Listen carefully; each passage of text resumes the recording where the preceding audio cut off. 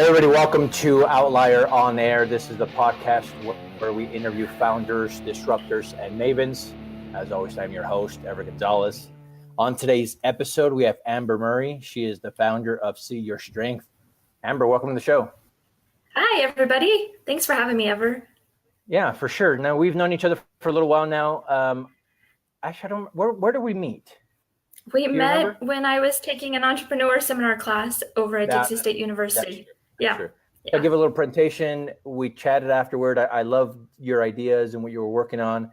And since then, I mean, you've come to a few of our events. We see each other at our kids' schools, that kind of stuff. Yeah. You've progressed quite a bit since what was it, fall last year? I think it was like October of last year. So in like 7 months, something like that. So it's been a little bit of a roller coaster ride for you. I want to get into the details of what you're doing, who you are, the ups and downs of entrepreneurship and all that good stuff. So before we do that, let's kind of paint the picture for our audience. Where are you calling us from right now? What city?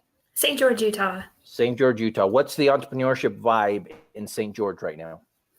I would say it's pretty hustling and bustling around. I have a lot of friends that are starting businesses or doing businesses. I'm heavily involved in the Women's Influence Center here, which supports local businesses and just trying to get everybody to follow their dreams. Find something you're passionate about, follow your dreams. Good. So in a city of 120,000 total, right, surround area. I mean, it's a pretty decent place to start a business, to run a business, to run into other entrepreneurs. Yeah, it does kind of have that vibe where everybody here is trying to help each other. And obviously, because we've hosted a lot of events, we see you at our events and other events that are hosted by others as well. And so, again, let's get into this, your story. First of all, let's describe Your Strength. This is your company, your baby, you're growing it, you're in the trenches. What is it? Your Strength is actually a movement. It's a movement of self-love and self-compassion. So I'm on this mission to help give people tools and show them a tangible way that they can start working towards loving themselves. I truly believe that connection is the foundation for everything. And to have that connection, we need to start first with the connection to ourselves. And then once you're connected to yourselves, you can start connecting to people in the world, right? Showing up as our whole person. Because in today's world, we've lost a lot of that. Let me look in your eyes and connect. And we've definitely lost that with ourselves. Let me look in my own eyes and connect with my highest self. So that's Your Strength in a little nutshell. And so which is great and awesome, and you're helping a lot of people, but what's the product or service? So one of the tools that I have to accomplish this is mirror decals. And it started from my own background story, but it's the idea that when you look in the mirror and see something positive associated with your personal image, for that 1 second, you stop whatever negative thought you have going on. A lot of times we are our own worst critics. We look in the mirror and we think, oh my gosh, I've got new wrinkles. How did that happen? Or, or why didn't I get this done today? Or I can't believe tomorrow I have to do XYZ and I let this person down, or whatever it is. We judge ourselves harshly when we're looking in the mirror in that morning time, especially when we're kind of reflecting on what we have to do, what we need to be doing. And so I really want to plaster the world with positive messages on mirrors that interrupt whatever sort of negative chatter you have going on in your head and give you the opportunity to grab hold of something else. Now, whether or not you go down that rabbit hole with a new idea is completely up to you. For instance, they're up in places like Chick-fil-A, and I don't think people walk into Chick-fil-A and see a message on the mirror and then say, oh my gosh, my life has changed. But for that 1 second, whatever negative stuff was going on, it does stop, and it gives you a little bit of a reprieve, and it lets you think, oh yeah, maybe I can follow my dreams. Maybe I am whole exactly as I am, things like that. So that's kind of the product, I guess you would say, behind the movement. It's funny. The product is a simple idea, but it's huge in its impact, right? I'm 42. I'd like to think that I'm pretty confident. I'm pretty happy with myself, right? And I'm comfortable in my own skin. But then there are those mornings, especially when I look in the mirror and I'm like, oh man, I'm tired, or I'm old, or look at it, gray hair, or I'm losing more, whatever, right? And then it affects the rest of my day. Right.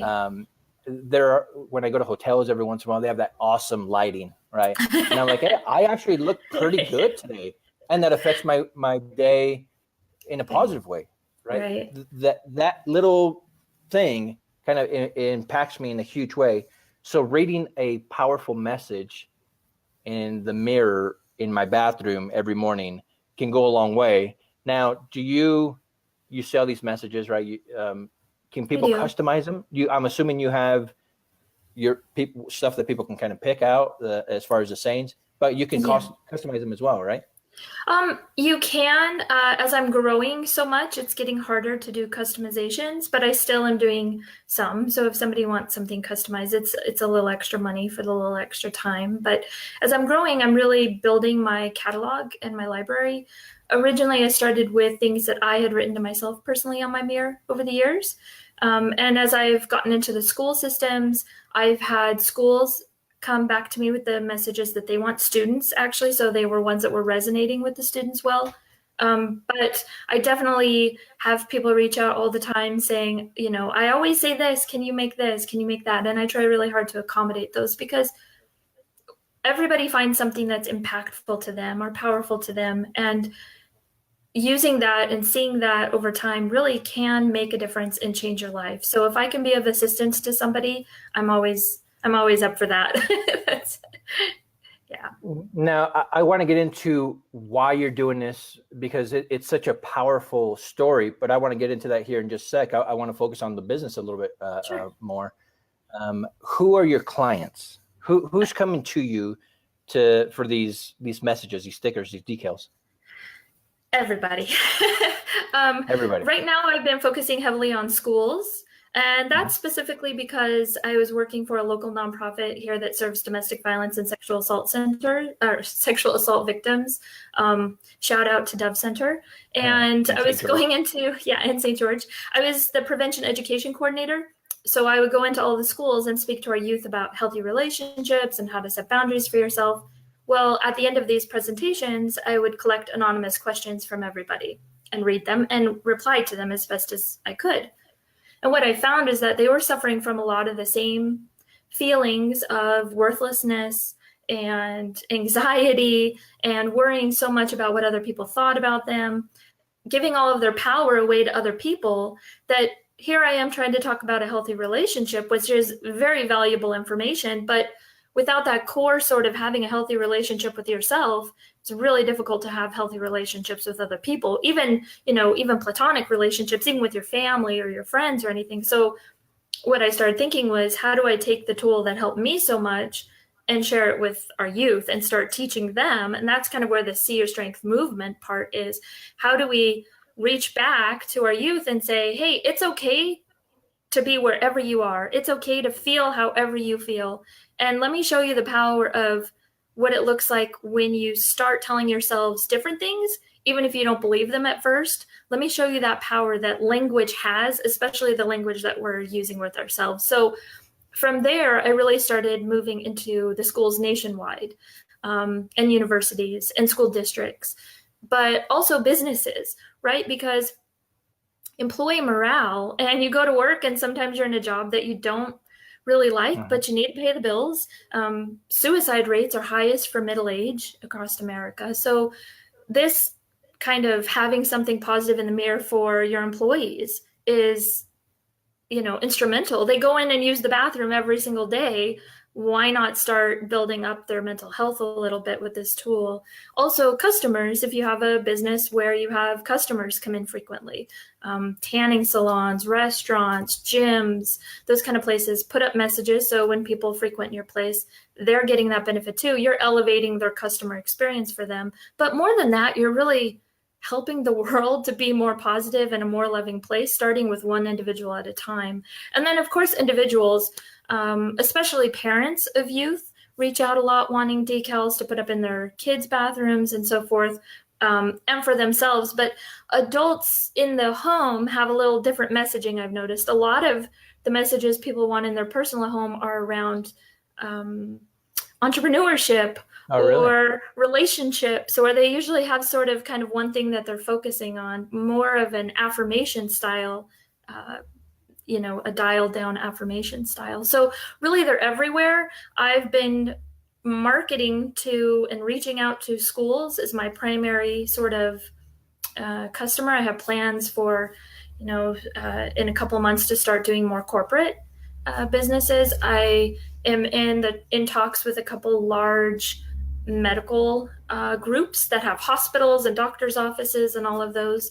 Because again, when you go to the doctor and you're sitting there and you're nervous and anxious and a little bit uncomfortable, just seeing some language, and that power in that language gives you the opportunity to reflect on that, think about that, shift whatever you were thinking for 1 second, and you can really focus on that and get momentum going the other direction. So now you're a little bit more at ease. You're starting to think about more positive things. So really everywhere. and again, it's such a small thing, but it goes a long way, which I like. Now, you're busy, right? You're a mother. We're all busy, but as an entrepreneur, the business is taking off a little bit, and you're still a solopreneur. I mean, you're doing all of it. The marketing. I mean, down to the packaging and shipping.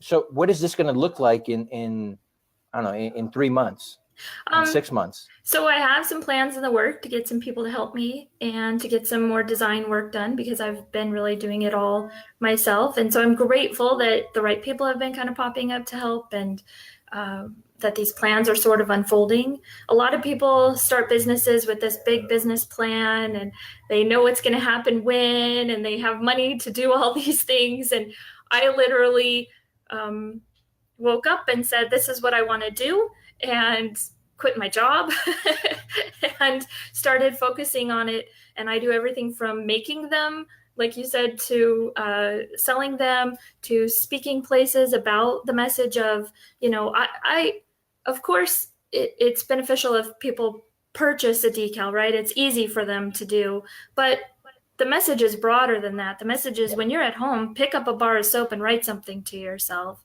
There's this need for love in the world, and that's the real mission where I'm at. Now, 20% of everything that I sell is used to donate to schools who have lost students to suicide.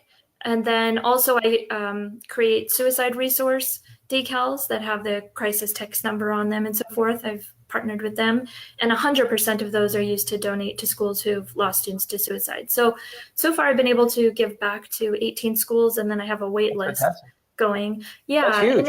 It is. And for me, that's what this is about, right? It's like, I hustle right now all day from 5 o'clock in the morning till, 1, 2 o'clock at night.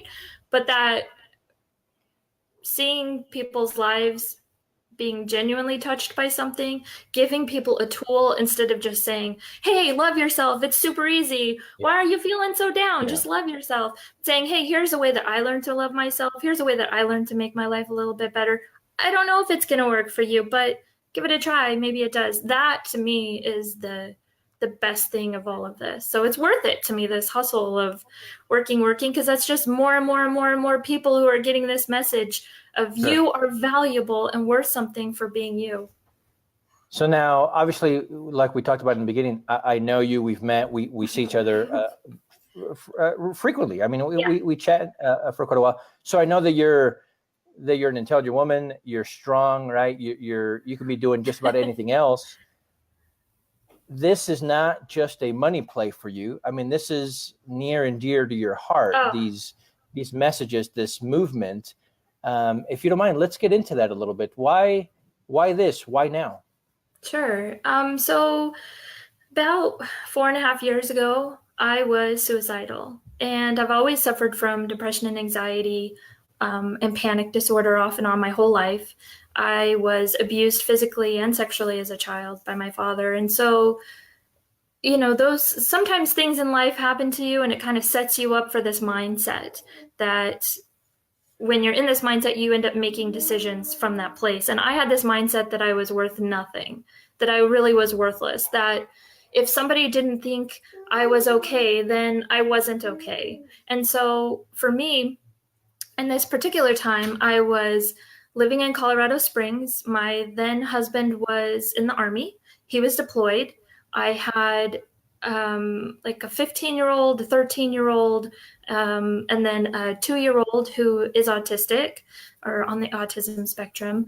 And at that point, she was nonverbal. She was just screaming all the time. She was waking up 6 to 9 times a night, but you can't hold her or anything. And then I also had a little 4 or 5-month-old and was up in the nighttime, breastfeeding and all of that stuff. And so I wasn't sleeping and I was under a lot of stress and it just started spiraling.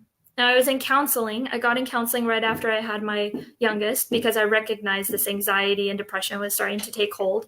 But when I would go to the counselor, I was never really honest. I always just had this fear that if somebody didn't like me, if this person, even the counselor, thought bad of me, I already think so bad of myself, I just couldn't handle it. Well, that's nonsense, right? Because the person's there to help you. They're not judging you. They don't feel bad about you. I wasn't doing anything wrong. It was just all up here, this lens that I was looking at the world through. And so this particular time for 3 days, I had been obsessing and obsessing and obsessing about this loaded gun that was left in our home for protection. But I had never shot a gun before.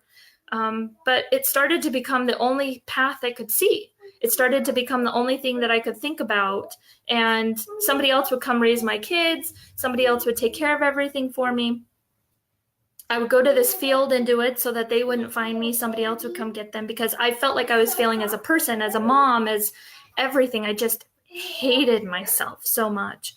Well, I've been obsessing about this gun and it was the third night. It was a Sunday night and about 9 o'clock at night. And this little window opened up and it said, reach out. And I tried to think, well, who would I even reach out to? There was a woman that I knew peripherally from a church that I had attended, and she had been in the Army. And so I know she would know about guns, and she seemed pretty nice, so she probably wouldn't judge me too much. And I kind of took hold of that thought for whatever reason, and I did. I looked her up, and I called her, and I said, hey, could you come over? And without hesitation, she said yes. She showed up at the door, and when I answered the door, I hadn't showered for weeks. I mean, I looked like I was having some serious troubles because I was having serious troubles. And again, she didn't judge me. She didn't freak out and go, oh my gosh, what's going on? Are you okay? She didn't do any of that. She just looked at me with love and compassion.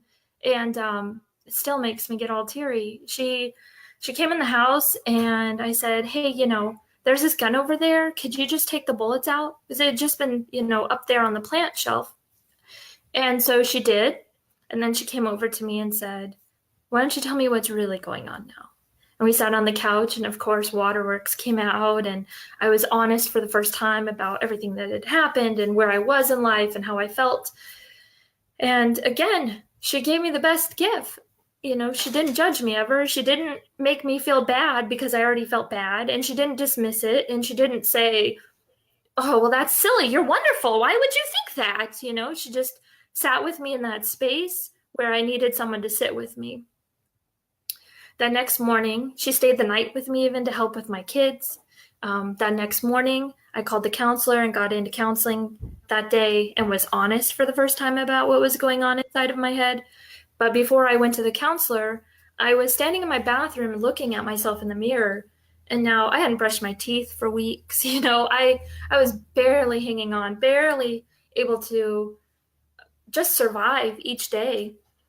And when I was standing there looking in the mirror at myself, it was like I could recognize myself in my eyes, but I had no idea how I got to where I was. I had no idea what was going on. Like I knew that wasn't who I wanted to be. I knew that wasn't who I was inside, my highest self, but I had no idea how to get from this person who's not showering and who's suicidal and in a nonstop panic attack to this person over here who's living their best self and loving life and seeing the beauty. I mean, you see that on TV. You see people that enjoy life and thrive through life. So how come I couldn't do that?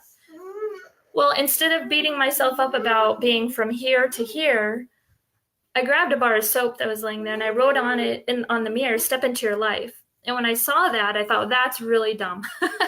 Step into your life again, because that must mean I need to be someplace over here. I can't just be calm with where I am here.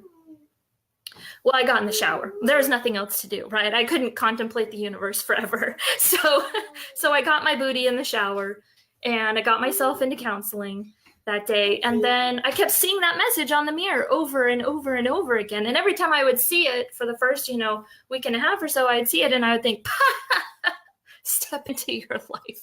Mm-hmm. Like I'm barely making a bowl of cereal in the morning for myself. Step into your life, right? But by the end of that 2 weeks, it occurred to me, yeah, I think I can step into my life. And maybe stepping into my life is just getting in the shower. Maybe it's just surviving the day. Maybe it's just putting one foot in front of the other. I'm stepping into my life. Well, that was powerful for me. And it was powerful to see how my mind could shift from the place it was to seeing something every day and then starting to internalize it and genuinely believe it. So I thought, well, I'm going to erase that and write something else. So I continued that over the years. I mean, I would write, I love myself, which it seems so silly. I love myself. But when's the last time you looked in the mirror and saw that or thought that to yourself and thought, I love myself? And you genuinely had that unconditional love for yourself. I love myself regardless of if my floor is vacuum. I love myself regardless of if I completed this assignment, right? When's the last time that we do that? We just like hustle through life and put all these other thoughts in there. So as I continued all of that, that's where I really found my strength. That's where I really found my worth, because I would look at something and ponder it for a week, 2 weeks, 3 weeks, until it really resonated inside of me. And I thought, yeah, actually, I am whole exactly as I am. Yeah, sure, I have all these things that happened to me in the past. Yeah, sure, I find myself in this situation, but I'm still whole. Like there's no part of me that's missing anymore. And so that was several years ago, right? And you kept writing notes to yourself in the mirror. When did it become a business idea? It became a business idea February 6th of 2016. That's is very when specific. I thought, yeah, it is very specific. It's a specific date that means a lot to me. But for some reason, this idea came to me then, and I thought, I really want to make this a thing, but I had no idea really how I would accomplish it, who would want this. I mean, if you think about it at a surface level, it seems really silly, right? Somebody coming up to you and saying, hey, put this on your mirror. You would think, hey, that's kind of weird. But I had this idea because my mirror has just been covered with messages since then. And I started thinking, how do I make this look a little nicer so it doesn't look like I'm up at 5 o'clock in the morning scribbling to myself on my mirror? But when people come over, they can share in that experience too. How do I share this? And so it just kind of rolled around. But it wasn't until last summer I was diagnosed with lupus, and I started thinking, how do I want the world to be for my daughters?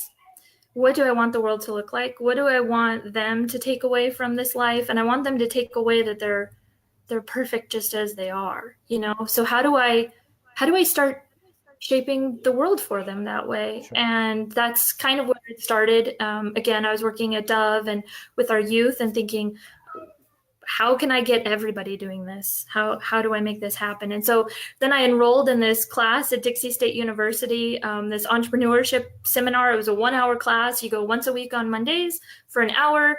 Somebody who has an awesome business comes in and tells you their story. And I thought, that's going to inspire me. That's going to keep me focused every week, that hearing these positive stories of people who have done it, that I could do it. So that's where I met you there. And through that, I met a lot of wonderful people. I met Wayne Provost, who's just a really awesome man who does a lot of work over at the university. And he came into our class the first day and he said, hey, I help with patents. If anybody here has an idea, no matter if you think it's silly, make an appointment with me, come see me. So I thought, well, maybe I'll make an appointment with him. Okay. And I was really timid and shy, and I sent him an email. He wrote back and said, come on in, let's meet. We met. He said, I can't do anything for a patent, but this is a brilliant idea. Don't give up. The world needs this. Go do it. And he believed in me. And that's what I needed. I needed somebody to say, this is okay. You're going to be just fine. Do what makes your heart happy. Because that's where I felt inside, right? But I was like, business, I don't know about that. Like, here I've mastered this sort of, and I even talk about it a lot now. I feel like the universe gives you opportunities for growth all the time. So I had kind of come to terms with loving myself and feeling whole and all of this. And now shifting those traits into a tangible thing here, right, that I'm creating, it's a different sort of mindset. So, but the same principles kind of carry back and forth, because you're not your business, but yet you're creating a business. So how do you feel whole and positive about it all the time? And go ahead. You have this, it's the decals, the stickers, that's part of the business, but it's not the entire business, or at least it won't be. I mean, this is a movement like you're talking about. I don't know if you have anything in the works now, but this can branch out into this positive movement that still brings in revenue, but you're helping others in the meantime as well. Anything in the plans? I wouldn't have to get into them now, but you're right. Anything in the plans now that's going to kind of get you past the decals and into other industries or other spaces as well? I'm doing assemblies here locally. Yeah.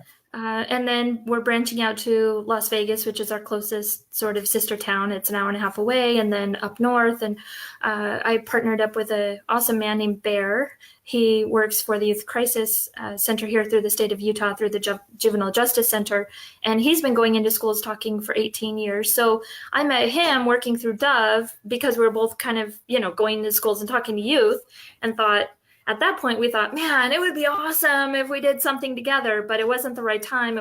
We didn't know what we would do, And so now I've started doing that with him, and we held our first one at the end of March, and that was super fun and awesome. And we get kids involved and the way that they show their strength, and this message of see your strength and see your love and everything. After that, it's all, this is the crazy thing about it, is that it's all organic. And I am loving the journey and the ride. Good. And I see things in the future, and who knows if they'll come to be or won't come to be. But I wake up every day excited. I wake up at 5 o'clock, not because my alarm goes off. I wake up because I'm excited to see how the day is going to unfold and what cool things are going to happen and where this is going. I feel like it's just organically being pushed to where it's needed the most. So I always want to make it very clear that while I might be like a leader of this movement or founder of this movement, but the movement isn't about me. The movement is about everybody else. And I enjoy everybody's stories and their journeys and everything. I just want to contribute a little tiny speck in the story of someone's life. So. And as we start to wrap up, let me tell you this. The reason that we invited you to come on the show was not because of the decals for the most part, not because of the business model. What I liked was you and your passion and this ability to impact the world when a few years ago you were literally at the bottom. Yeah. Right. And then you made a choice to make a change. And so now because of that choice, right? How many schools you said you were in? You were in a lot of schools. I'm in America's coming to you.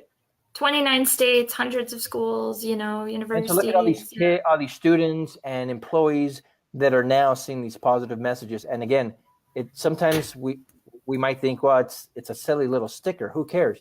But again, we talked about it. It can impact you and change your day. Yeah. No doubt that's happening daily because of your decals, right? That are out there. So congratulations on the success. We're going to continue to follow you every step of the way, right? We're big fans. Thank you. I know that me and my organization are behind you and want to see you succeed, and you are succeeding. So this is fantastic.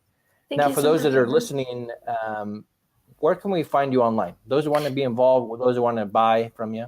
Yeah, or just follow, right? Just follow along. SeeYourStrength.com. That's SEEYOUR strength.com. And I'm on all of the social media platforms as well, Facebook, Twitter, Instagram, as See Your Strength. Because I'm a one-woman show still at this point, my social media is definitely not fancy.